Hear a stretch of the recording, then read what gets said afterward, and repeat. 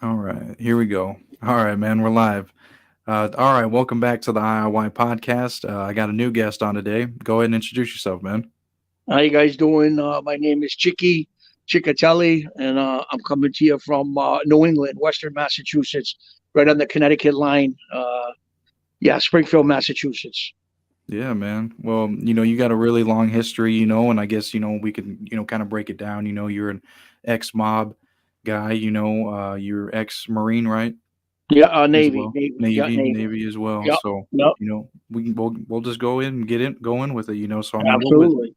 what was your early life like, like before, the Navy and everything like that? Yeah, early life. Grew up. Middle class home, maybe a little bit lower middle class, but at the time we didn't know it. Both. My parents were together. I didn't come from a broken home. I didn't come from a home where my parents were alcoholics or drug addicts. Thank God. I know a lot of people, unfortunately, go through that. But real. Father worked in a factory. Was never involved in the streets. Was very well respected on the streets. Hardworking guy. My mom, was a stay-at-home mom. She worked part-time for the crossing guard, like the women that go out 3 days, three All times a right. week, and they. Can you hear me? Yeah, yeah, yeah. Yeah, they go out 3 days a week, and they. Hello. Yeah, I can hear you. Okay, sorry. Yeah, so they go out 3 days a week, and they, cross the kids for school. And she did it for 42 years. She did it. She crossed Damn. kids that she literally crossed their kids. You know what I mean? So she was a great mom, and but I grew up in a tough area in Springfield, Massachusetts. I grew up in East Springfield, and it was right on the borderline of Hungry Hill, and in that section were a lot of Italians and Irish. Anybody who knows Massachusetts, a lot of tough Irish kids out here, especially around Boston, Southeast. A lot of movies were made out here about the Irish kids. I don't know if you saw the movie The Town with Yeah, Ben yeah, Affleck in them, yeah. and real tough kids. And we're probably about an hour. We're like we're centrally located to everything. We're like an hour from Boston. We're 20 minutes from Hartford, Connecticut, 40 minutes from New Haven, 2 hours from New York City. So we're Providence. Oh, I think you cut out a little bit there, Chicky. Did you maybe hit mute or something?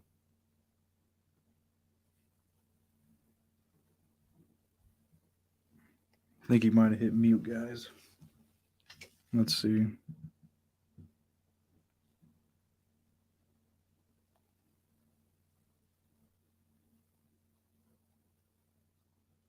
He's gonna join right back. Having a little technical difficulties, but let's see.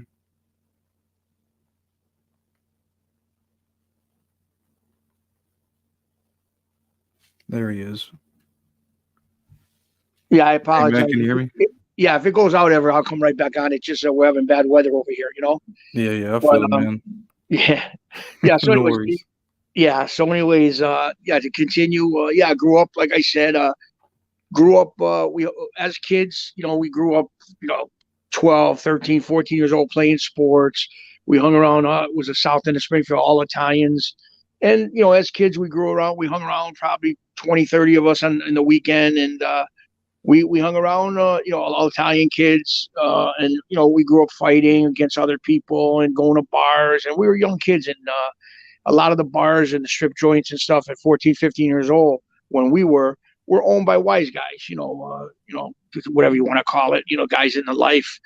And so pretty much we didn't have to worry about getting, carded or you can't come in, at 15, 16 years old. We were going to these joints, all the way up to our adult years. So as a kid, I worked a couple of different places where wise guys, as you could say, used to frequent, and they knew me, and I knew them, and they knew the owners of the businesses we used to work, and they took a liking to us. They could see if there was talent in you or there wasn't talent, if you could handle yourself in situations. It starts off little and it goes up, bigger things. Right. And I was in high school, and one of our guys that are over here, that's Pat. He's no longer with us, and I'll tell you the story on him. But he was a big guy in this area, and his name was Adolfo Big Al Bruno. And fast forward to a little bit later, which I'll get into after, he was murdered after a Sunday night card game. at our Italian club in Springfield, and I'll go into that after. But yeah, I was around him my whole life as a kid growing up, and then he went away in jail for a stint, a pretty good like 6 or 7 years, and it was in my high school years. So when I got out of high school, I really didn't know what I wanted to do. I didn't know if I wanted to go to college. I just didn't know what I wanted to do. So I joined the United States Navy, and I went to all the different Marines and everything, and just something about the Navy, traveling around the world at 17, 18 years old, did something to me, some way in me. So I went to Great Lakes, Illinois, right out Chicago, boot camp, and I did very well in boot camp, and I did very well in A school. A school is like a college before you go to the fleet, and I did so well that they let me pick one of my first three duty stations, which happened to be I picked Pearl Harbor, Honolulu. As a 17, 18-year-old kid, we're better than that. You're from Boston. It's freezing. You're from New England. It's freezing cold. I mean, where would you pick? I picked California, San Diego. I picked San Francisco, and I picked Honolulu. And I was right, beautiful. And I was 18 years old on my way to Honolulu.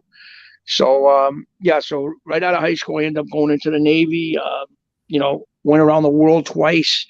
Saw ports you couldn't even believe, the Philippines. I mean, things that you could only see in movies happen there, and like you couldn't believe what was going on there. I mean, between the partying and the women, and it just was crazy. I'm talking back in the late '80s, so it was crazy. It was nothing like now, but it just was crazy for an 18-year-old kid to experience. So, like I said, I went around the world twice. I went Bangkok, Thailand. I went to Malaysia, Singapore, Guam. Like I said, the Philippines, a wonderful city, the Philippines, China, Japan, Korea. I mean, all over the place. We went everywhere. And like I said, we were with the USS Nimitz battle group out of San Diego, which is serious battle group, three aircraft carriers, a nuclear sub, probably about 8 or 10 ships within our battle group. And I was on an oiler out of Pearl Harbor. It was an attack oiler, the USS Cimarron, AO-177. And all it was essentially a gas station on water, carried 10.5 million gallons of fuel. And when we were like a gas station that sat in the middle of the Indian Ocean. So the ships, when they needed fuel, didn't have to go into port. They could just pull up next to us. We shot lines across. It was called underway replenishment. And we go on 25, 30, 40 knots, and we'd fuel on both sides of us, we would fuel ships, aircraft carriers, destroyers, all kinds of ships. And that would be essentially 101 days out in the Indian Ocean without seeing land. That would be our job. And then after 101 days in the ocean, you pull into a port, whatever port that may be, whether it's the Philippines, wherever it is. And, you'd have a pocket full of money, and there'd be a bunch of bars and everything where you were, and a ton of women waiting for you because, especially in foreign ports like the Philippines, Bangkok, Thailand, them women, they go all year, to wait for the fleet to come in, and that's how they make their money for the whole year. You know what I mean? So, it's just incredible to experience, the good, the bad, and the ugly is just incredible for a young kid. But traveling the world was the best thing in the world for me. And so a few years in, I ended up getting hurt. That's a whole nother story. They had an accident on my ship, and I got hurt, and I was retired. I had a brain injury, and they retired me for life from the Navy.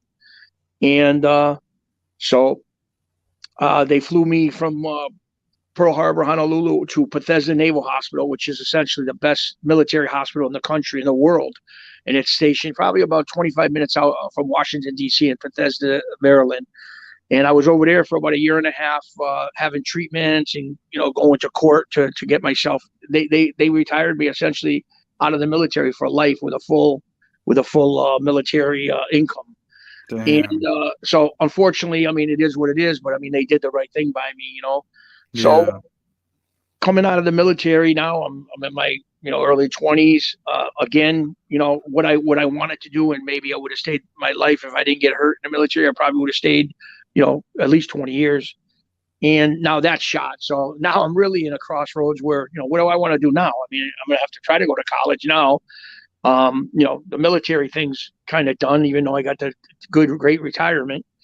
But so I came back to my neighborhood and hanging around and figuring out what I want to do, a couple odd jobs here and there. And at the time I come back into my town, Bruno's out of jail now. So, like I said, I'm meeting up with Bruno, meeting up with some guys, and he knew me, like I said, since I was a kid, and they know right away if you're a sharp kid or you're a kid who can handle yourself in whatever way.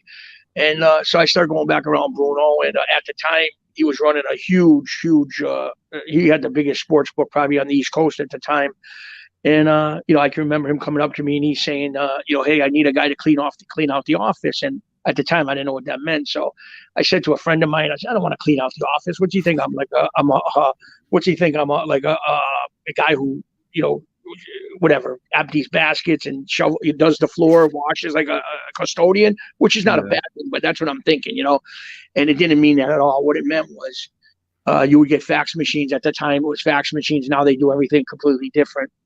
And, you would stay on top of all his bookmakers where they couldn't rob them. You make sure they don't pass post. They don't put in a game that starts at 12 o'clock, at 1 o'clock, and it's already got 3-4 scores. And, you know what I'm saying? So you basically stay on top of all his bookmakers and make sure the lines are getting out the right line. So in other words, if New England's -4, they're not putting out New England -1, losing 3 point, so it was a lot of work and it was a lot of staying on top of it, but I did very well. And, yeah, I mean, it really sounds like it, yeah, I did well. And then throughout the next few years, there was a series of pinches where a lot of the bookmakers were getting picked up and pinched, and they couldn't obviously do the bookmaking no more because they were under indictment. And so that's when he told me, hey, listen, I want you to come out of the office, and I want you to run the book for me now. Now I want you to take over, and we'll get a couple guys, and you run it, and you basically run the show for me, because now we all got to be careful because they're all under indictment. So I said, yeah, I said, I was already with him a few years. I said, absolutely. So I did that. And that called, except for a couple of small arrests for bookmaking, nothing major, that cultivated me with him for probably about 20 years, being with him for 20 years. And, we take a series of small pinches here and there, and that's one of them things where, you go 6 months, and as long as it were a year where there was no problem and you didn't get in trouble, and then it was essentially, put to the back burner. Damn. And so I mean, like, what's that? In between all this time, I mean, what was your, kind of growth, because I mean, when first starting out, your first year, did you already have a good handle on things, or did you have to really master that, before? Well, I'll be honest with you. And that's a good question. I learned the guys, the older time guys, the old school guys that I learned from were the best in the business. I mean, I was sitting down with guys learning that were in their 70s that essentially did it, since they were in their 20s, so they were the best. So I learned from the best, and it came very natural to me, to be honest with you. It came very natural to me, and like I said, we did very well, and I stayed on top of lines, and we had a lot of action. I mean, the year that I got picked up in 2000, I believe we got arrested in 2005. They estimated that I booked over, just from the time they were observing us, and in a few months' time, I booked over $3 million in bets, and that was only in a small period of time. That's what I mean, that's not like what I'm saying to be a big shot. That's what's on court record, and that's what I did time for. And so yeah, that, that's what they pleaded guilty to. Yeah, I mean, and I guess going back a little bit, when Bruno approached you, what was that conversation? Like, I mean, he just. You really didn't know nothing about what he was talking about at all, and then I didn't know the specifics of it, but I knew about it because I had a lot of friends that were bettors, and I had a lot of friends that, like I said, were bookies. So I did know about it, but I just didn't know about the specifics. But I did know about it because it was around me my whole life. I had friends of mine that at 15 years old, believe it or not, I had one friend at 15 years old was betting $1,500 a game at 15 years old. $1,500 a game on a Saturday, betting 10 games. So, figure it out. He's betting $70,000 on a Saturday. He's 15 years old. And I mean, this is the truth. I mean, if I tell people this, they would say, and people from my area would know exactly what I'm talking about. And that was the truth. Yeah. So I had friends around me that were betting that kind of money at a young age because their fathers, were betting, and they had good businesses where they were working the businesses where if they lost, they could pay. It was never a question they wouldn't pay.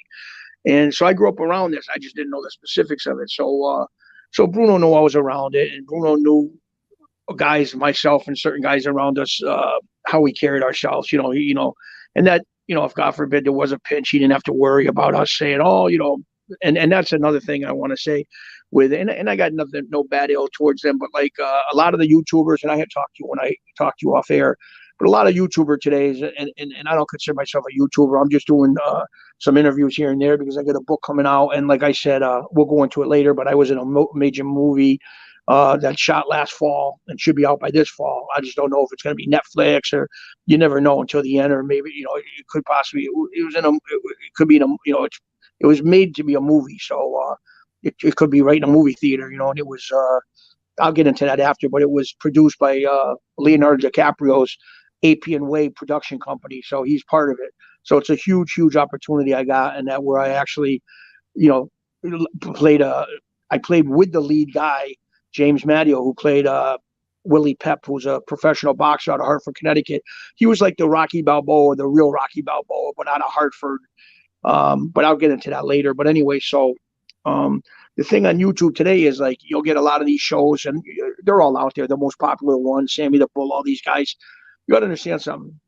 These are guys that tell you, well, we walked away from the life because we want to do it for the kids, and that's not the life. No, they didn't walk away for the life because of that. They got chased away from the life because they all became cooperators. They became informants. Essentially, they became rats. And that's one thing, like I said, I'll never become a rat. I'll never become an informant. And I'll only talk about things that are my life. Any active guys, I'll never bring them up. You'll never hear me bring them up. And any friends I have that are still around, I'll never bring them up. I wish, like I said, I wish everybody the best in what they do, but I only can speak for my life. And you'll notice the people I talk about are the people that were in my life that are essentially dead now, Right. or not in the life anymore. No, And yeah. I mean, and that's what I'm saying. A lot of these people today, they're falsehoods. It's like, well, we're changing for this reason. No, you're not changing for that reason. You're changing because you have nothing else. You informed on like 19 murders. You committed 19 murders and got 4 years in prison, and then you get an absolute break of a lifetime after 4 years, 19 murders, and you come out and then you get caught up in an ecstasy ring, and go back for another 17 years. But did then you you come ever out. have any encounters with him on the street? No, never knew him. You got to understand that too. He was in a whole nother caliber. You're talking, this guy was an underboss of a major crime family. Like I said, there's different, and that's another thing on YouTube. You're going to get different calibers of guys. You're going to get guys like Sammy, then you got other guys that were just associates, and you got other guys that just hung around with people and they say they're something they're not. So you just got to take it with a grain of salt, the guys on YouTube, who to believe in. Some of them are good-looking guys, and they're very well-spoken, and you would believe if they said they killed President Kennedy, you would believe it. But just take all these shows with a grain of salt and look into who you're watching, because a lot of them were informants and put guys away, real good guys away for the rest of their life. And that unfortunately, that's the true heroes, the guys that are in federal prison right now doing life because of these guys. Guys like Vinny Gorgeous, Vinny Bacciano. I was with him in MCC Manhattan for 2 months. That guy's doing life. I mean, come on. When the boss, Joe Mazzina, the Bonanno family, turns over, the boss, now this is the boss, okay, got decades and decades on the street. When he turns over and turns his underling in and his protege in and puts the guy away for double life, I mean, if people are being honest with themselves, they have to admit, boy, maybe this life is over. Maybe it's over. I mean, when you got like at one time, like I said, at the Colombo family, and I'm just naming, these are facts. It's not like I'm giving secrets. This is out go on Google. When you got, 7 or 8 of their administration, become informants and turn over at one time, or all the families, a lot of the families, I mean, some of their top guys are becoming informants, and that's not me saying it. That's public knowledge. You can go on anywhere, go on the internet. And I mean, it's just like that loyalty and that honor. It's the prison sentences today are just way too, since Giuliani made that RICO law. I mean, it's crazy. No guy 60 years old, 65, 50 years old is going to go do 50 years. I mean, yeah, there are definitely some guys, last Mohegans out there. like I said, there's definitely guys out there that go and they're in jail. I mean, there's plenty of great, and it's a shame that they got to do life in prison to be known as being great. But I mean, yeah, there's some old timers that are in prison right now that went to prison with their head held high, and they're still there now. And some of them, they're trying to have their cases overturned, and kudos to them. I hope they do that because everybody needs a second shot. And if some informant turns them in and makes up a story and puts them in jail for life, it's a disgrace. It really is a disgrace, and it is what it is. That's why after taking that pinch in our area, well, I'm not going to get into too much, but in our area, a series of events happened where our mentor, a guy we looked up to our whole life, Bruno, ends up getting murdered as a power struggle in our area, and then unfortunately, people who were part of that end up cooperating and turning over on the bosses in New York and turning over on, our friends in Western Massachusetts. I mean, the whole thing just started going downhill like the Titanic. And, thank God at the time I was basically on another boat on the side of the Titanic, just kind of giving you a little bit of a thing where it's a shame I saw it going down and I just didn't choose to, jump off the ship I was on and go back on the Titanic and go down with them. So I just kind of stayed away. And thank God at the time I was on parole. So I couldn't go near nobody. It was about 3 years I couldn't go near nobody. And it was a blessing. It really was, because I would have been probably tied up and we wouldn't be doing this interview right now. I'd be in federal prison somewhere, Yeah. So how many times did you end up getting locked up? Well, there was a couple state times where it was basically just a straight bookmaking. You got to understand, when there's no violence, it's a big thing. If you got violence, that's when the time comes in. But if it's just straight bookmaking with no violence, you'll do probation, you'll do fines. I mean, for the first few times. What would happen is when you pick up a federal prison, that's a whole other thing. When the feds come in, their conviction rate's like 98%. And like I said, 2005, I ended up picking up a big bookmaking case. And, them saying it, not me, but I ended up pleading guilty to it. But, and then when they mention, oh, it's the Genovese family out of New York, this is them saying it, the government, not me. But at the end of the day, I might as well said it because I pleaded guilty to it. And that's why I went to federal prison. I ended up going to federal prison for in 2006. And 2006, it was only for under a year. But I was in a federal penitentiary for bookmaking with no violence. I mean, you got guys that do a lot worse crimes than that, and they never make it to a federal penitentiary. And the one I was in was, like I said, the USP Canaan, and it was in Weimar, Pennsylvania, a serious joint, heavy hitter joint. And I was waiting which is a real heavy hitter joint in Manhattan, Southern District, MCC Manhattan. I was waiting for a bed there for a couple months to go to Canaan, and serious heavy hitter guys over there. Like I said, I was with Vinny Basciano. You must heard of him. He's all over the internet. What a gentleman. I mean, at the time, allegedly, they had him as being the acting boss of the Bonanno family. And we got along great. We laughed every night, and we were with other guys. We were with the Albanians from the Bronx, which were serious crew. They just got sentenced to 387 months, which is like essentially 38 years in prison. And the guys were Alex, Rudai, and all them guys, Lenny, Nicky, Nails, all serious guys from the Bronx. And they all went and did their time. I mean, it wasn't even a question. It wasn't. Hey, listen, they got sentenced, 40 years. They went and did it. And like I said to my other YouTube shows where I was telling them, kudos to Alex Rudai, because he, I guess, got a big sentence turned over. So, he might be out in the next few years. So thank God. I think he got 15 years taken off his sentence. Holy shit. Yeah, that's a lot. So like I said, the true heroes are not the guy on YouTube. I mean, I know they're entertaining. And like I said, some of them got 700,000 subscribers. Michael Francese got a million so whatever he's got subscribers. And, and then a lot of these other guys got 60,000 and less. But I'm just saying, the whole genre of these ex-mob guys that become informants and then having their own YouTube channel, they're just fluttering the YouTube channels, And, they got their own stories and they tell their stories. And they also tell stories of people that are still active, which I don't agree with. You know what I mean? Don't tell stories. Don't make up stories about people that are still supposedly, allegedly active. And they probably have nothing to do with it. But you don't put guys out there like that. I mean, it is what it is. Don't keep putting guys out there. But that's, like I said, that's my opinion, and I do my shows how I base them. But like I said, my main point for me is saying that, listen, anybody can have a path, anybody can do anything wrong, but the bottom line is you can get out of it, you can get away from it with your head held high. Like a big inspiration, to be honest with you, in my life has been John Gotti Jr. And like I said, he got out at the highest level with his head held high. He beat 5 trials. I mean, just at the highest level, over $8 million in legal bills. And say what you want about that guy, but he walks around with his head held high, and come on, yeah. How can you survive when you can't even leave your front porch in the daytime without every federal agent following you? I mean, how can you live your life like that? So I'm gonna pull that picture up of you and him, yeah, John Gotti Jr. Let's see if yeah, I can find it. yeah, Right here, I think. yeah. The one Maybe we're sitting on, we went to, that one there, yeah. Yeah.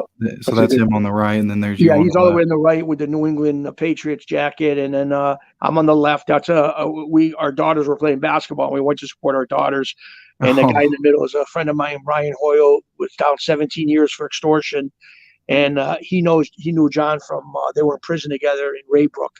They did about 6.5 years together, together, and then yeah, we were friends, and Then we your go to daughters end fights. up playing basketball together. Yeah, well, no, well, what happened is John's daughter was playing a Division 2, Division 2, I think Division 1 basketball, and she had come to Springfield, Mass, to play basketball, and we had met them at American International College. It's a really good basketball school. Her school was playing them. She went to, I believe it was Bridgeport State, and they were playing AIC. So we met John and had dinner, and that was a few years ago. But there's a lot of pictures. We go to the fights. John's son's an MMA fighter who's a beast, John Gotti the third, and he's got a lot of big fights coming up, huge fights coming up, and he's in the MMA world. I think he was undefeated. I think he might have one loss now, but the kid is a real tough kid, and not because of the name. He's humble. So we go to a lot of the MMA fights on the East Coast, Bellator, and different ones, CES. So a few years ago, we spent a lot of time together as far as that aspect. Nothing, I didn't know John when he was on the street, and John didn't know me when I was on the street. We met through the fighting world, going to the fights, and we became friendly. But here's a guy, he's got a lot of good things going now. He's coming out with Widsec Mafia. It's going to expose the witness protection program, how a lot of these government handlers, they let their, essentially they let their guys, they're handlers for these informants, and they still let them run amok and do crimes, and a lot of times don't say nothing, just let them get together and commit crimes. So John Gotti Jr. and Chris Casparosa, another kid, they're both producers, and there's another couple guys too that are going to expose the witness protection program and how these people just let these guys do anything they want and get away with it. That'll be really, really interesting, because a lot of people will love to see that, especially him being John Gotti's son too. Absolutely, and Sammy the Bull's going to be one of their main, one of their main shows. It's like a docuseries. There's going to be, maybe 20 different shows on 20 different people. And I was gonna bring up these pictures too that you sent me, I guess, so we don't forget. Yeah, that was me on the far left. Yeah, that was the USB Canaan. With good guys. Yeah, there's a bunch of guys from Philly are in there. I don't want to say their names; they're still around. Good guys. Another guy from Detroit. Another guy from Philadelphia. All good guys. And like I said, in federal prison, it takes probably 3-4 days a week tops, and you revolve around your kind of guys, whoever it is. Different guys come up to you. Hey, where you from? Bah, bah, bah. You start talking. Within a couple of days, you know who they are. They know who you are, and eventually, who they know, and they know who you know. So, and then you just kind of hang around. That's that was from the latest case, the mug shot at 3:30 in the morning. Some of the worst pictures, I guess, are mug shots. But yeah, that's a whole nother case, which I get sentenced tomorrow. But like I said, since 2008 or since 2005, everything was good. I had a couple great movie roles, and everything was going on the up and up. And then it brings us to December 5th, 2019, when I was home, and the feds were serving serving. I won't get into too much because it's an open case, but the feds were serving a warrant to somebody in my family that I live with. We had a house together in Springfield, and he was a huge target of a 4-year investigation. And what happened was they came in the house and they did a search warrant of the house and they took him right out. And at that time, I wasn't arrested; they were coming for him. So they did a search warrant in the house, and in one of the bedrooms, they found a loaded gun, which was a Smith and Wesson. And right away they took it. They took me as having a gun and bullets, being a convicted felon. Now, being a convicted felon, I had only the bookmaking charge, which is a sports betting charge, and that was it. And like everyone knows, probably out of the 52 or whatever it is states in America, uh, you know, probably 49 or 50 is legal, which Massachusetts is not one of them, unfortunately. So, so my rights as far as carrying a weapon, a concealed weapon, were taken away because of that no violent bookmaking charge, sports betting charge. Yeah. And like Connecticut, you can go right into any bookmaking parlor 10 minutes up the street from my house and bet. And if you get caught betting, it's completely legal. You know what I mean? Yeah, it's just crazy, like how it set up like that and how much trouble it's kind of like weed, you know what I mean? Because now it's Yeah. legal and there's all these people in prison and shit still, and there's plenty of states that have it legalized now. That's why they gotta go. I really believe these guys that, like, back in the day, they got to go back and look at the law and resentence them. These guys that are doing huge time in prison before weed was legal, and they're doing like big time because they got caught with so many. Well, I don't know how I would, like, thousands of pounds or hundreds of pounds. There's guys, Yeah. there's guys in prison right now doing 15, 20 years, 10 years, 15 years for pot, which, Yeah. I mean, come on, they got Crazy. to reassess them cases. And there's people rotting away in jail because of something that's legal today. I mean, come Yeah, on. that's ridiculous. I mean, yeah, I think everybody should, like reevaluate, like you said, and recharge them or whatever, resentence is what it is. You know what I don't understand, and you can see all these cases on the internet. You got guys in there that as soon as, I mean, they have nothing on them. They tie them up with organized crime, and then they throw them in jail, throw away the key. They got guys in there, like I said, for the pot, and like I said, no violence, marijuana, no violence, drugs, and they throw them in there and throw away the key, lock them up forever. And then what I don't understand is you got these child molesters that are essentially prey on kids. You got these rapists. You got all these guys that they can't, the court, I mean, the system cannot get them out of jail fast enough and put them in places where they think they're getting like rehabilitation. Listen to me. And this is my opinion, and a lot of experts agree from what I'm reading, is that if you can't even walk by a school and you don't get you can't even walk by a school and you don't get you're having feelings looking at a school where there's kids, that obviously you're not going to be rehabilitated. Okay, there's no rehabilitation for you. Okay, there's literal child molesters out there that can't walk by a school without smelling salt, like the thing that boxers they put by your nose to wake you up if you get knocked out. When they walk by a public school, elementary school, they have to smell that salt to keep their mind away from doing anything bad to a kid. Now, if that's got to be part of your probation to walk by a school and smell that salt so you don't get a feeling of doing something, should you be on the street? Right. Yeah. I'm just saying, it's that I don't understand it. They can throw people in jail and throw away the key, but guys like that, they're fighting to get them out quicker. Maybe it's me. I just will never understand it. Yeah, it is. It is really weird how that works. I mean, rape, everything. Like you let them out. That's what they do. I mean, I don't. They're so quick to let them out. But like you said, all these other nonviolent charges, they're in there for 15, 20 years. Fuck. It's crazy, man. I don't know why. It's crazy. And like I said, they got to reevaluate with COVID and everything. I know that set everything behind.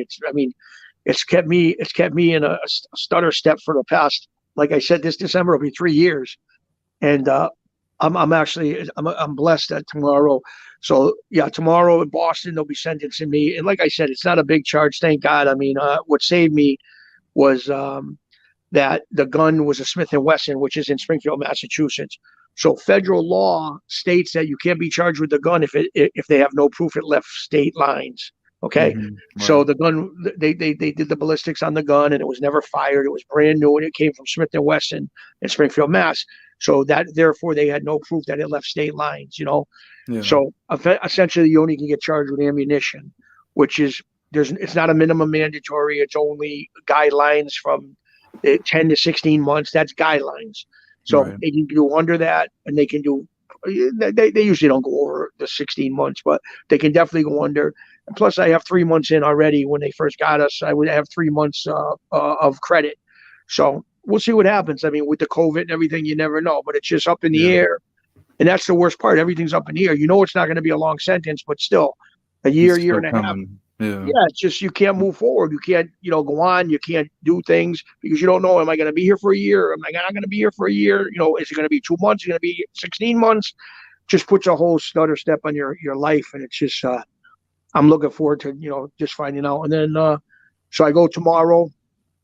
They'll sentence me, and then I'm a self-report. So they usually give you 3 to 4 weeks. You call in every week to the BOP, Bureau of Prisons, and they tell you, okay, so, report to here, there, wherever. They usually keep it 500 miles from your house. Wow. So, while you're there, I know you got a book you're going to be working on, Yeah, and, yeah. kind of talk about that if you can. Yeah, I got a book. I got a book of a lot of things. It's going to be a great book. I mean, I got a lot of people that are helping me, real professional people that are very well known authors and books, and helping me through it because I could never do it on my own. And like I said, could have been out already, but they told me no, they wanted to wait because they wanted to, like I said, I did a lot of stuff already, but like now with this case ending and my nephew's case being ended, which is a huge case. It was the biggest indictment in FBI history. And you can go on Google and Google my name, and my name's up on the screen. You can Google my name and see for yourself. Like I said, I wasn't part of the indictment. I had nothing to do with the indictment other than just getting caught up in the search warrant, what they found. But yeah, it was a crazy case. They dubbed it Operation Thrown Down, and the FBI Boston office said it was the biggest takedown in FBI history.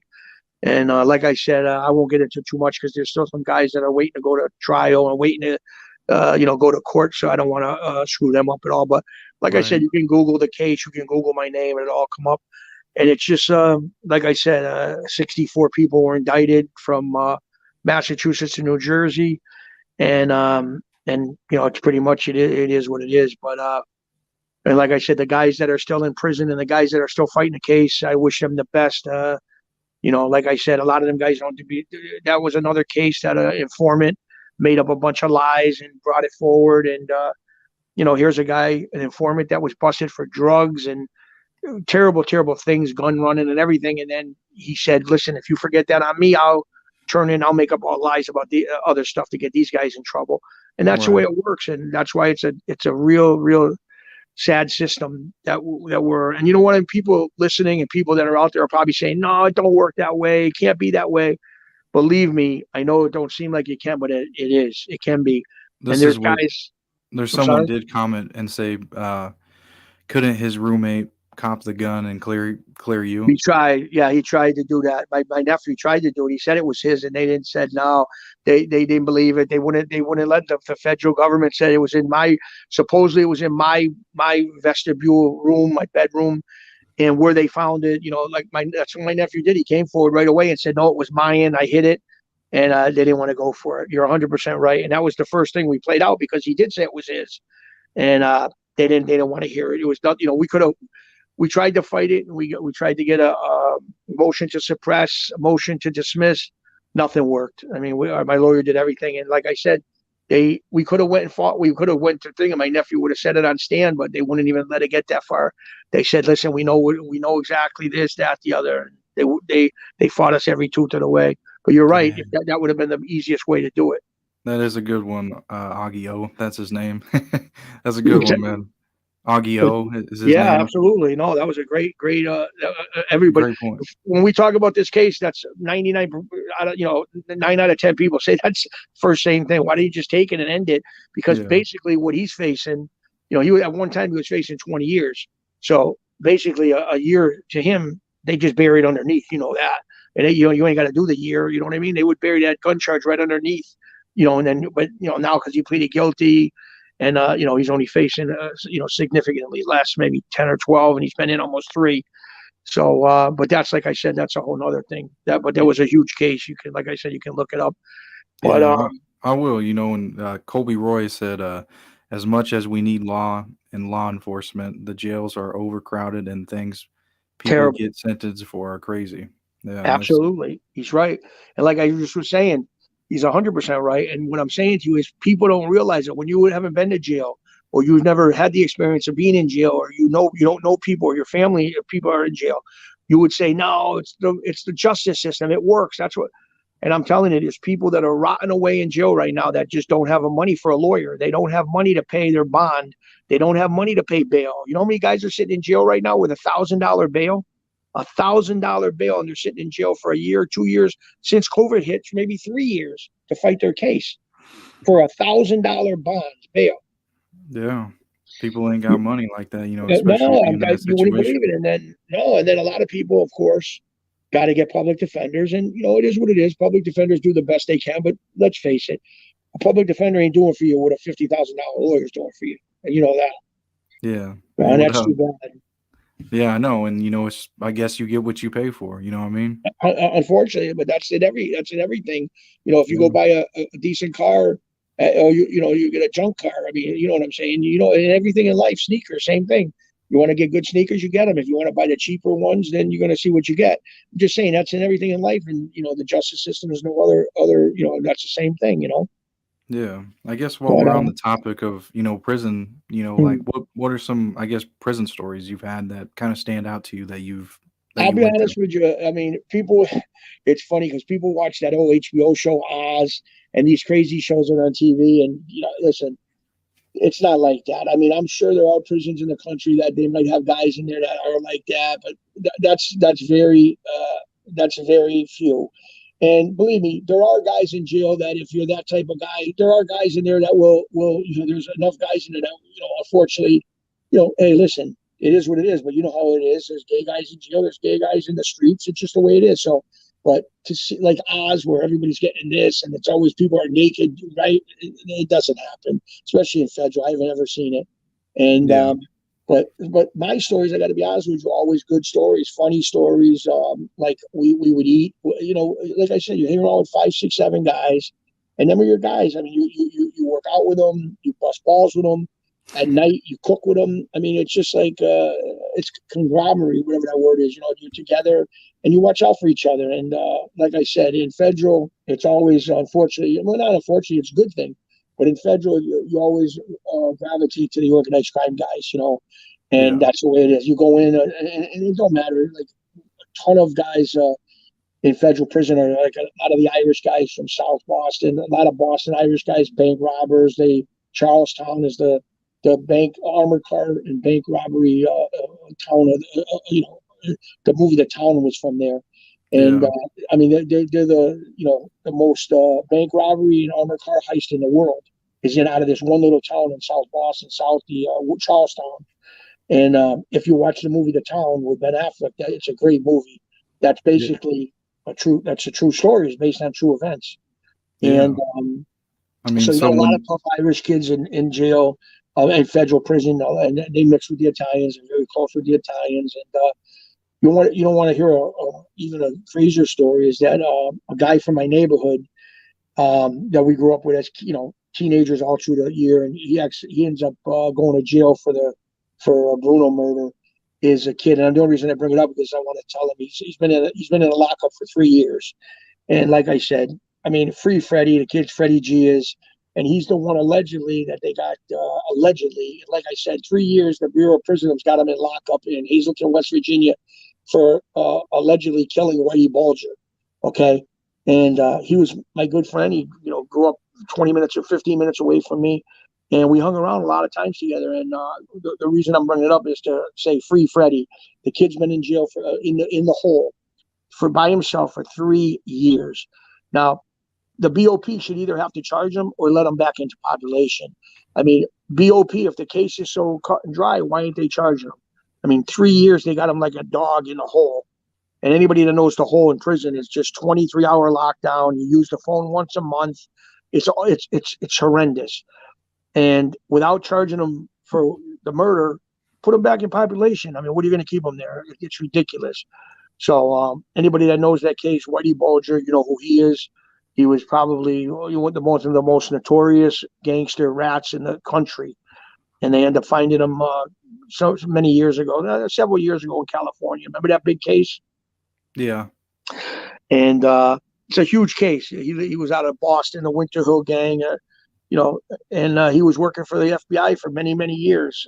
This Whitey Bulger, and the FBI was letting him, do anything he wanted, murders, whatever he wanted, just so. And then he would give up the Italians in the north end of Boston. It's huge. It's all over the internet. It was huge news for many, many years. So it's kind of like the Greg Scarpa kind of deal. Exactly. Maybe even worse than Greg Scarpa. And there's another thing, Greg Scarpa. I mean, come on. I mean, the guy. There was reports that if he killed 250 people, people wouldn't doubt it. Close people to him said if they found it was 250, they wouldn't be surprised.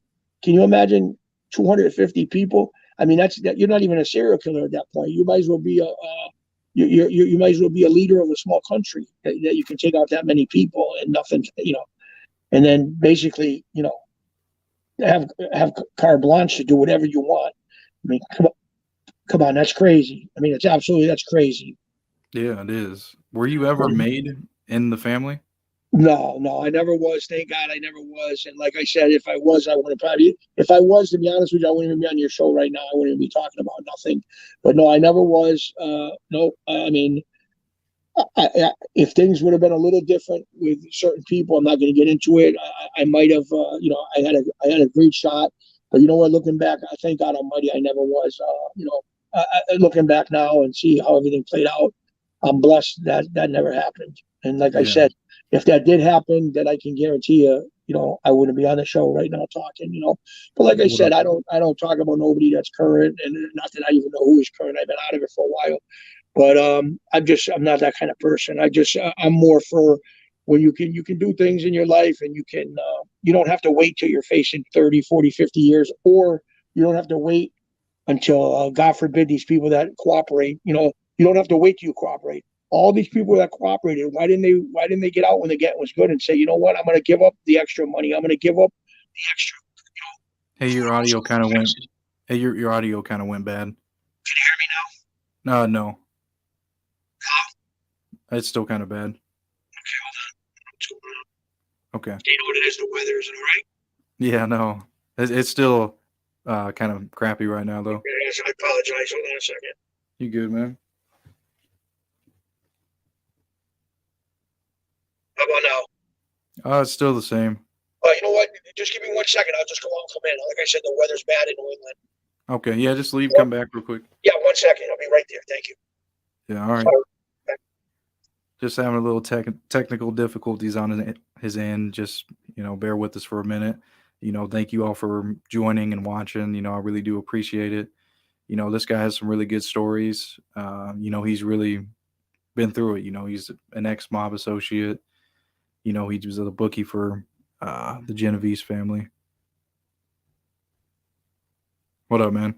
Hey, can you hear me better? Yeah, way better. There we go. Good. See, that's what I said. With the weather, even if I got to go out for 2 seconds, it's no big deal, as long as you're fortunate to your listeners. But yeah, so like I said, my point and my goal really is just to show people that you don't have to wait until you're looking to turn in your best friend, or they're trying to forgive you for something, or you won't go do 30 years. Everybody sees the writing on the wall at one point or another, and it's a point where if you can get out and listen. Don't believe that stuff. Well, you can't get out. And oh my God, listen. The bottom line is, like I said, anybody they can do what they want. And like I said, you might as well get. Me personally, I can walk around with my head held high every day. And like I said, I got into other things now. I got very lucky to be put in a movie, which is the Willy Pep Story, and it's a professional boxer from the 1950s and 60s in Hartford, Connecticut. He had 226 professional fights, and it's his life story. It's basically the Rocky of Hartford, but even though Rocky was filmed in Philadelphia, it was kind of like a Rocky story. Italian boxer. Unfortunately, I don't know where they came up with it, but I play a bookmaker who hung around the gym. which, Yeah. it could have made any better than that. And I'm Yeah. basically Willy Pep, the professional boxer's confidant, good friend, and bookmaker for his gym. And James Matteo, who played in Basketball Diaries, he played in Hook, very, very accomplished actor. He's friends with Mark Wahlberg and Leonardo DiCaprio. He's been in a lot of shows with them. Basketball Diaries, he was with them both, playing in Basketball Diaries. Everybody's seen that. But Damn. he So what played was the your lead scene role. like?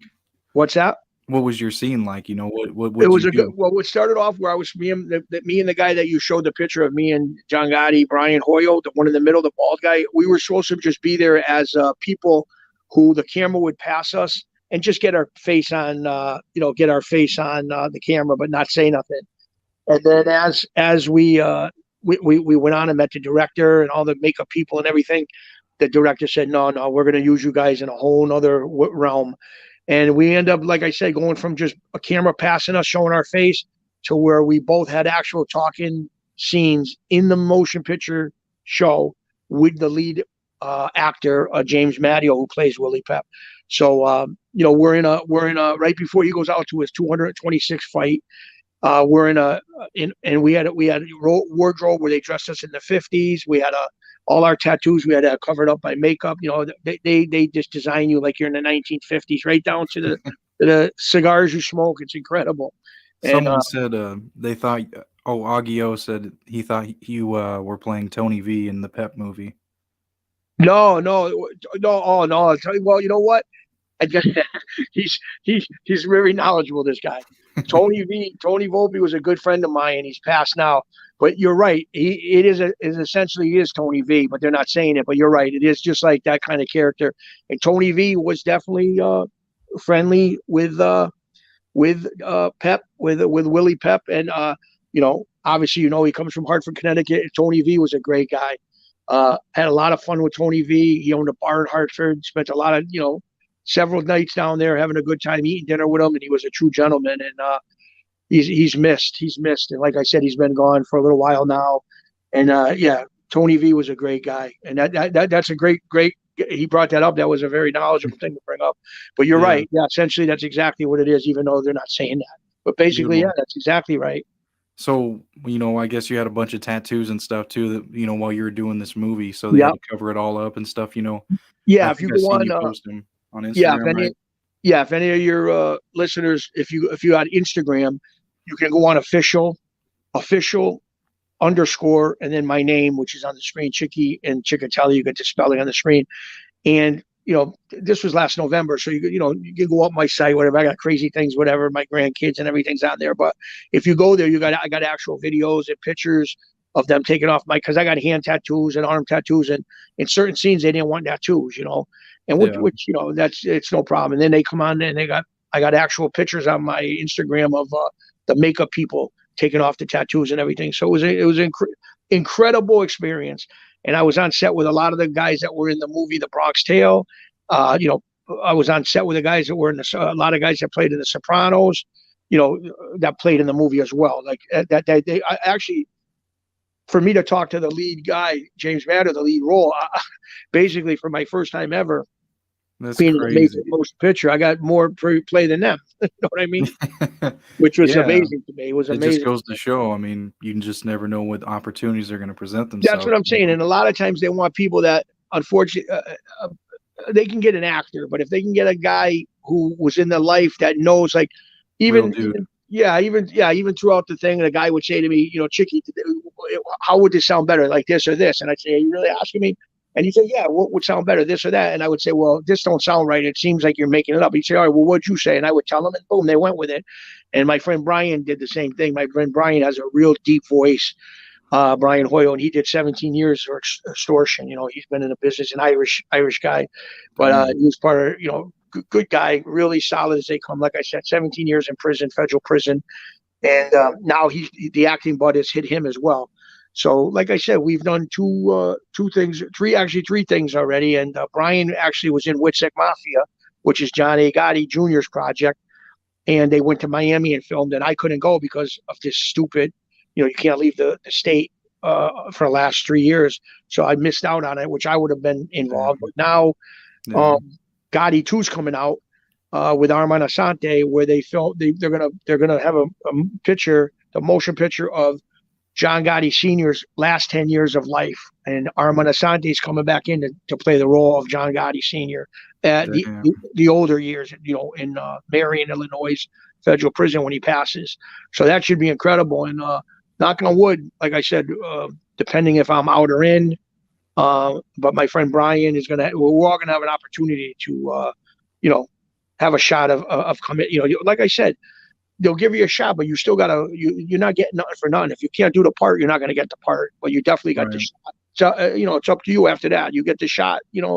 But that should be coming out probably the end of the year, or they'll start filming the end of the year. I'm sorry, they'll start filming the end of the year, and that's going to be a huge project in itself. And it'll be called Gotti 2. That'll be fucking awesome once that And comes like I out, said, they got man. Armand Asante back, so I mean, who's better than that? Right. So I guess, you're gonna go away for a little bit, Yep. but when you come out, what's the plan? What is it A gonna lot look of like for positive you? things. I got a lot of positive things. Like I said, the movies will be out by then. I got some other movies that are reaching out already that are not even scheduled till next year. And like I said, the book's going to be huge. We had a couple different titles, but we're still waiting on that. I had a couple good titles, but I'm going to wait for that. But like I said, I'll keep you. I'll definitely, keep you abreast on everything. And like I said, the first thing in the road is tomorrow. And whatever it is, like I said, it's up in the air. Like I said, whatever it is, I guess they're going for 10 months. Whatever it is, I'll go and I'll work out. And like I did the last time, I'll come out looking great. You go, you work out, you start eating healthy. And when you come out, I'll do a lot of writing. And, it is what it is. It's a short step, and, it is what it is. And I'll go do it. And that's, like I said, I'll make a negative into a positive like I've done for the past, several years. And the thing is, to anybody out there, believe me, I'm not speaking. I'm just saying what helped me. But you got to get rid of all the negativity in your life. If there's guys around you that are negative, even family members, if you got negative family members that are always putting you down and always woe is me, and get rid of them. You got to get rid of them. You can't have people around that, because if you got enough people around you negative like that, putting you down and, oh, woe is me all the time, it gets in your head, and it really makes your life that way. And it's unfortunate, even some friends, when you start cutting these people away, I'm telling you, they can either rise with you or you got to leave them behind. It's unfortunate, but that's just the way it is, Yeah. because everybody's not going to rise like you. And like I said, just get rid of the negativity. If it's a relationship, I'd rather have no relationship than a negative relationship. For real, yeah. No, I So, mean, I know yeah, what you mean. Yeah, I absolutely know what you mean. You just want to be yeah, around people that are going to be positive and stuff. And it really yeah. sounds like you got a positive outlook, so in order Well, for you to have that with prison, I mean, going to prison and everything, you must have, some really good positive people around you right now at this point in your life. absolutely. And like I said, don't get me wrong, my circle's got a lot smaller. I mean, I went from having 50 guys, no, I'm not just saying it. I went from having 50 guys and a phone call away if anything ever happened. So maybe I got a handful of guys, but them handful of guys would go to war for me, you know what I mean? And Yeah. I'd go to war for them. But and a lot of the guys, it's unfortunate, but a lot, I didn't know it at the time, because when you're caught up with all that negativity, you don't even know. All you know is your life's being negative, and you're always negative, and nothing good is happening, and you can't figure out why. And then when you start getting away from this negative shit, you start getting, you stop around people that put you down, and people that are always negative with anything you say as far as ideas or anything in the future. It's like, no, you can't do it. No, you need this. Oh, no, you need that. Just little by little, get away from them people, and your life will change right in front of your eyes. Yeah. And it sounds like, you really got to, things figured out, especially through what you got your stuff planned out through when you go to prison, and Yep. when you come out, you're just going to stay away from all that shit. I mean, even if it was, just, basically a gun, I mean, it just really fucked you over. And That's what, and then, you know what I mean? I believe it was a test, and maybe, whatever, for whatever reason, I was on the right thing, and then just got kind of thrown in there. I got kind of monkey wrench thrown in the program, but that's okay. It Mhm. was a test on how I recover. It was just a little test on, okay, what are you going to recover from this now?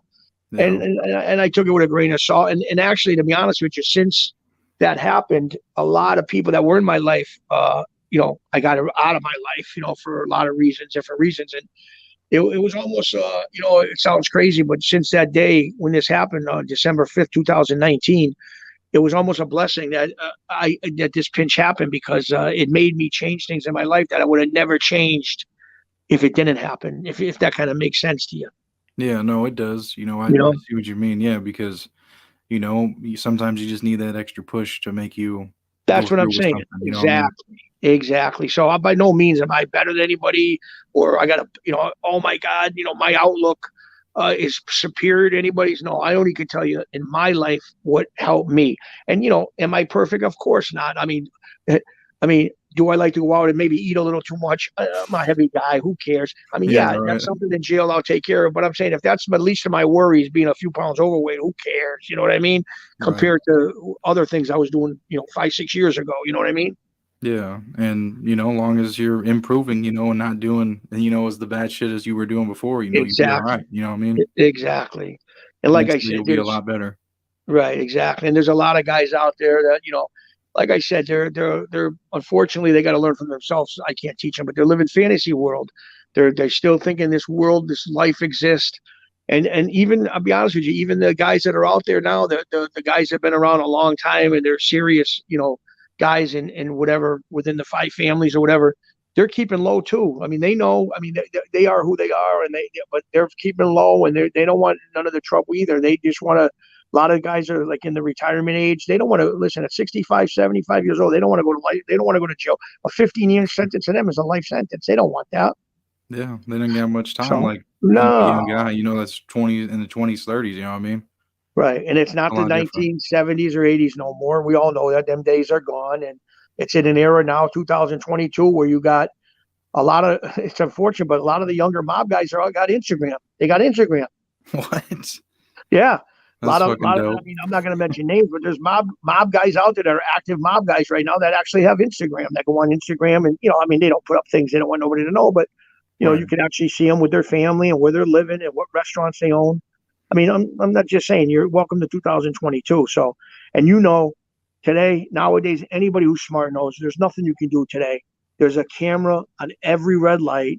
There's a camera on every single person doorbell. I mean, come on, $20 you can go to Home Depot and get one of them ring things that you put on your front door. And even if you're not home, you could be in across the country, you could be across the world. And if somebody rings your doorbell, it goes on your video phone who it is. Now, Yeah. So there's it's a lot cameras different. everywhere, right? So what are you doing today? What are you doing today that you're not going to get picked up? If God forbid something happens, what are you doing today that they ain't going to, the cops or whoever ain't going to check every camera, you know, on the way getting there, on the way leaving there? If you're driving a car, I mean, come on, a fight in front of any restaurant, in front of any bar, cameras are everywhere. Everybody has a cell phone. What are you doing today? That come on, what are you doing today? Nothing. Right. I got a question for you. Yeah. So, what is a lesson that you've learned through business where you might have been screwed out of a situation that you can prevent someone else from going through? Wow, that's a great question, and it comes with a lot of answers. But let me just think. Wow, you got. Well, you know what I can say. You can say is it's a hard question. I've learned a lot of things, but I'm just trying to think the main ones. You know what I noticed that don't if you want. This is what I've taken, but and I've been pretty good, but don't do serious. I mean, don't do serious business deals with people that are very close friends of yours, because somehow business, whether it's good or bad, always has a way of screwing up friendships. You know what I mean? And don't lend money to people. If you're going to give money to people and you have some extra money, just plan on giving it to them. I mean, don't if your friend's in need of money and you can do it, and there's no reason not to help them, you can help them, but just expect it as you're giving it to them. Don't expect it back. If you get it back, it's a plus. If you don't get it back, just write it off with a grain of salt. And them are just two quick things I learned. You know what I mean? And yeah, just don't put yourself. If of course if friends need help, help them, but Right. don't think of it as a loan. Just help.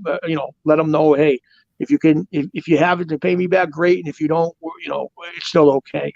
And I Yeah. think that goes a lot more way, because I know a lot of great friendships that were broke up over stupid money and stupid things. And at the end of the day, you were better off friends than lousy little money to, making you different. Even with family, it's just plan on giving it. Don't plan on getting it back. And I think it'll be a lot less headache. Yeah. No, I like that one, man. Yeah, I mean that's just and like I said, obviously another thing I learned, which it took me a long time to learn because I fell for it for a lot of years, is if it's too good to be true, it's not true. So you might get a great business deal, and I've had them come along, bars, pizza shops, I can go on and on. And if it's too good to be true, it probably is. So just look into something like that, and yeah, and just like I said, that's so far. And like I said, this is new to Yeah. me. I'm only going on 3 years, 4 years, 3 years, where this is like a whole new thing for me. I mean, before, I mean, Yeah. I was reckless. You can't be reckless in life. Like I said, I got two beautiful daughters. That I had full time since they were 3 and 4 years old, and now I'm blessed to have them both married. They both got great guys. I got two grandchildren. I just had a little granddaughter, a little grandson in the last year, or 6 months apart. So, like I said, Congratulations. thank you. And that, you know what? At the end of the day, everything I did in my life, this is the most important of my life right now. In other words, none of that crazy bullshit means anything. At the end of the day, it's family, it's your kids, it's your someday your grandkids, and it's the handful of friends that are around you that are real friends. Not Right. what are you giving to them, what are you doing for them, not them guys. It's and like I said, with the cameras today, just be careful. There's going to be a lot of people out there, your former friends, your former enemies, whatever, jealous people. They're going to look to pump you up, and they're going to look to pump you up and get you in trouble, especially with these cameras. I mean, I'll give you an example without mentioning names, but this is the kind of world we live in. The guys today, it's like in my day, we grew up in a day where, if you had a problem with somebody, okay, you go meet the person behind the schoolyard and you fight it out. No, nobody was making me take a backward step. I was going in it. But nowadays, guys, they want to use their camera. They want to pump you up. They'll see on the street and say, stupid ass things to you, get you all pumped up, and then when you confront them, like you go back to your old ways, which is not a good way to be. They want to pull out their camera and film you. Okay, Yeah, and then so you this is look the like new you're the 2000. bad guy. This is the new 2022 tough guy. You know what I mean? But it's just Yeah, and then funny. I you end up laugh looking because like the bad guy, you know? right, and especially when you're under like me, I'm under a federal indictment. Okay, where were you 5 years ago when I wasn't under a federal indictment? Where when I could do anything I wanted, pretty much. But I'm under a federal indictment, and you're filming me talking shit. But I can't. When I respond to you, I'm on film. And then what they do is they put it up on Facebook and Instagram. You abusing them, and then what happens the day after that? What do you think happens? I'm getting Cops calls call from you. my probation officer calls me. What are you doing? Blah, blah, blah, blah, blah. But that's what they do. They put it up on Facebook, them abusing you, and then what are you going to do? Abuse them back on Facebook? You can't do it. So this No, is the fuck new. no. This is just goes to show you. And the reason I'm saying it is this is the new 2022 tough guy. So if that's the case, I mean, I'd rather not be a tough guy. I'll just be a regular Joe Schmo. If this is the new tough guy, God bless and good luck to him and whoever he's around, because Yeah. a guy like that that's filming you, this guy's only 2 hours away from God forbid he gets in trouble because he'll be ratting out everybody he knows. Yeah. No God shit. bless. God bless whoever's around this kid. That's all What I bring it up. This is the new 2022 guy. what is a well, I guess, if you could tell your younger self anything, what would you tell them? Uh, like I said, um, don't quit. I mean, I'm not gonna lie to you. I quitted a lot of things. I quitted a lot of things in life that when something what I would tell my younger self is if something becomes hard, don't quit. Sometimes you have to go through the hardships to become a better person. And like I said, I'm not gonna lie to you. Military. There's things I definitely done right, and there's a lot of things I did wrong, and there's a lot of things when the struggle becomes hard, I gave up and said, I'm not doing this, and I went on to something else where if I would have bit my tongue and just held in there, it could have been incredible for the future, looking Yeah. back on how things turned out.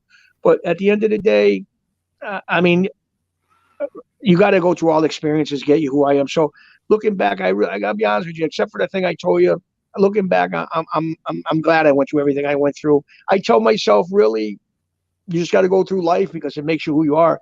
I mean, what I did all my years made me who I am today. So the bottom line is, and I'm right now, I'm very proud of who I am today. Like I said, so I guess you got to go through all the hardships to become who you are. So I guess I wouldn't do nothing. I mean, I wouldn't do nothing different, really. I know it's hard to say, but no, I wouldn't do nothing different.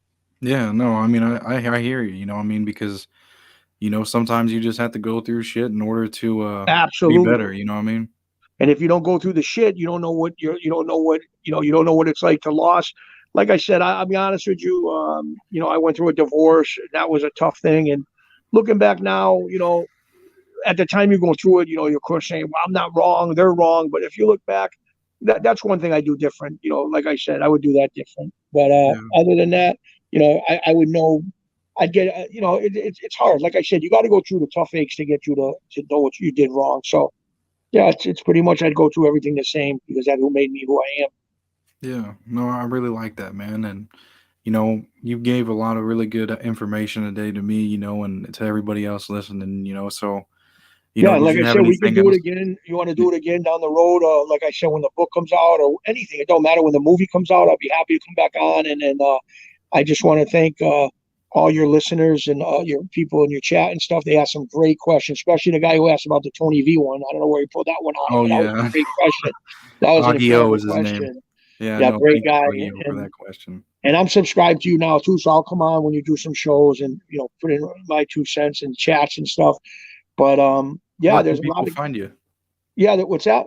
Where can people find you Well, if I'm on they it wanna right talk now. I'm to you? on Instagram and Facebook under my name. Instagram, it's official underscore my name, Chicky Ceechetelli, and that gives you updates on any shows I'm doing or anything like that. And like I said, I'm pretty straightforward, and like I did your show, same way as I did the other ones. I'm not a guy who's going to throw names around. I'm not a guy who's going to put myself in situations like a lot of guys out there on YouTube. You know, they just tell stories that are so crazy. It's amazing to me that people even listen to them. One guy killed this guy, killed the 35 guys. It's just crazy. But like I said, my stories are funny. My stories are, they're just who they are. And if people like them, that's great. But yeah, I got it's a lot of good things in the forefront. So like I said, I appreciate you having me on.